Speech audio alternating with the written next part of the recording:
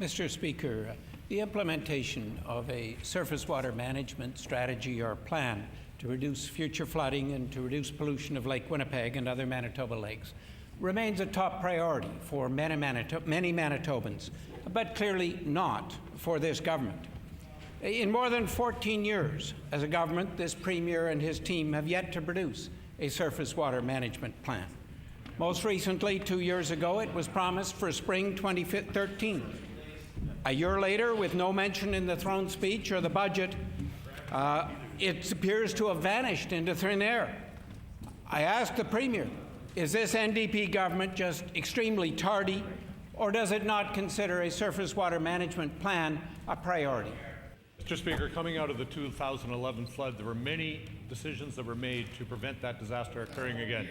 First and foremost was to put long-term protection in place for the people of Brandon, the Assiniboine Valley, Lake Manitoba, Lake St. Martin, and all around those areas. We wanted to make sure that they could be protected in the future. And the member will note that we have proceeded with very significant infrastructure investments in all of those areas, including the emergency channel, including putting $100 million aside this spring for the permanent rebuilding of those communities to ensure that they won't go through what they went through in 2011. We await the federal government's full participation in that project as we protect those communities. In addition, Mr. Speaker, we brought in very rigorous controls on our legislation to ensure that phosphorus does not flow into our freshwater lakes. And I'll comment more on that in my next response, Mr. Speaker.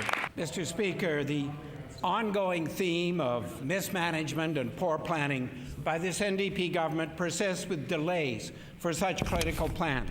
On the government's website, it says a final strategy is planned for completion by spring 2013. But a year later, we still don't have it. This government doesn't know where it's going, doesn't know how to get things done. You know, perhaps it's difficult to budget appropriately when you don't know what your surface water management plan is. But you know, Mr. Speaker, this is Manitoba. It's not news. We have floods. Where is the Premier's surface water management plan, and when is he going to deliver it? And Mr. Speaker, the measures we've put in place have seen a reduction of between 21 and 46% in phosphorus concentrations in the south and north basins of Lake Winnipeg between 2005 and 13. We're doing things every single day with our infrastructure investments to better manage phosphorus on the land and to ensure that land drainage is properly done. More money in sewer and water. More money in training of people that run water facilities. More money to reduce phosphorus concentrations on the land and where they drain, Mr. Speaker. And very significant investment in wetland restoration, both in Lake Manitoba and in other wetlands all around Manitoba. These are all elements of a surface water strategy which will come together. But the members should be under no illusion. We're not waiting for the grand strategy. We're investing and taking legislative measures every single day to reduce drainage off the land to protect our lakes and streams in Manitoba. Mr. Speaker, we have just heard from this Premier. He's not waiting for a plan. He's just going willy-nilly all over the place without knowing where he's going. Needs some wiggle room. Willy-nilly. We got a vague interim report on what was heard during consultations in November 2012. The delivery of a surface water management plan was promised for spring of 2013.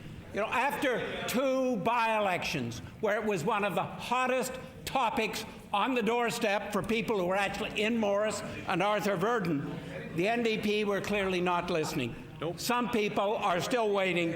Many have just given up on this government. When will the Premier release the surface water management plan, and what funds are actually being budgeted for it? Mr. Speaker, as I said in my previous question, over $1 billion has been leveraged for investments in clean water, clean sewer in Manitoba.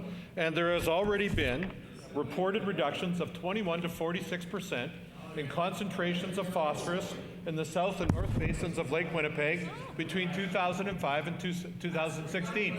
The member will also know that there's a lake-friendly alliance which has been brought together in Manitoba. Environmental groups, community organizations, industry groups, farm groups, they've all come together and they're working together on how to reduce phosphorus drainage off the land.